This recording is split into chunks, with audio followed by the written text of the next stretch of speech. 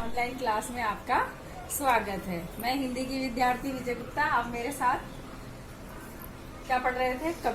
कबीर पढ़ रहे थे। कबीर के दोहे पढ़ चुके हैं, कबीर का एक पद भी पढ़ चुके हैं। अब कबीर का दूसरा पद हम आज पढ़ेंगे।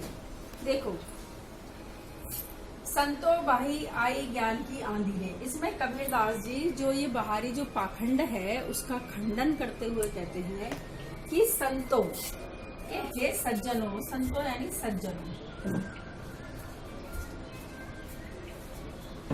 सज्जनों भाई, अब जो ज्ञान है,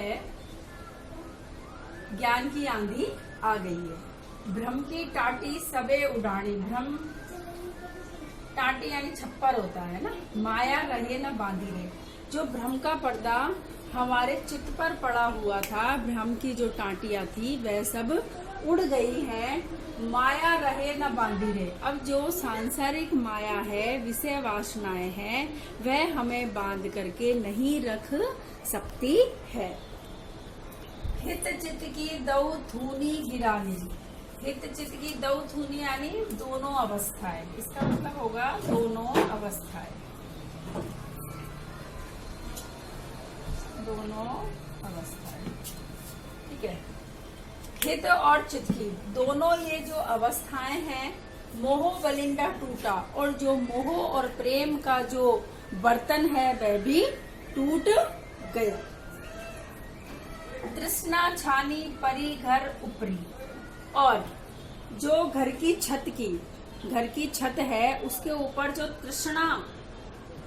तृष्णा पड़ी हुई है, कुबुद्धि को भांडा फूटा। और जो हमारे अंदर बुरी बुद्धि है, कुबुद्धि यानी बुरी बुद्धि, उसका भांडा फूट गया है, यानी भेद खुल गया है। ठीक है। जोग जुगती कर संतो बांधी। ये जोग जुगती करके, योग साधना करके इसको बांधा गया है। निर्जु चूबे न पानी। और इससे जो पानी टपकता है, कूड़ कपट काया का निष्का, यानी जो इस शरीर का जो कूड़ा करकट है वह सब निकल गया है। हरि की गति जब जानी। जब भगवान की गति को जान लिया, अर्थात परमात्मा के स्वरूप को पहचान लिया, तो हमारे शरीर के अंदर जितनी भी विषय वासनाएं थी, सांसारिक मोह प्रेम था, वह सब निकल गया, यानी सारा कूड़ा, सारा मैल, सारा कचरा निकल गया। आंधी पीछे जो जल बूठा। और आंधी आने के बाद जो प्रेम का जल बरसता है, प्रेम हरि जल भीगा, उसमें हरि के प्रेम में सभी भक्त भीग गए। कहे कबीर भान के प्रत्यय। भान यानी सूर्य।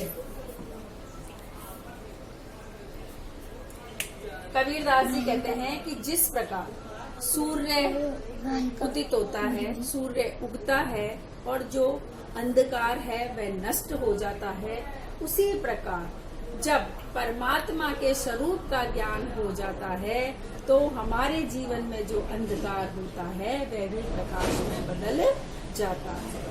एक बार वापस से सुन लीजिए, मैं आपको एक बार वापस बोल के बता देती हूँ कि कबीरदास जी कहते हैं कि सज्जनों, जब ज्ञान की आंधी आती है, अर्थात जब हमें परमात्मा के स्वरूप का एकाकार होता है, तब क्या होता है कि संतों के हे सज्जनों, अब ज्ञान की आंधी आ गई तो भ्रम की जितनी भी टाटियां हैं, जितने भी छप्पर है, वो सब उड़ा ले गई।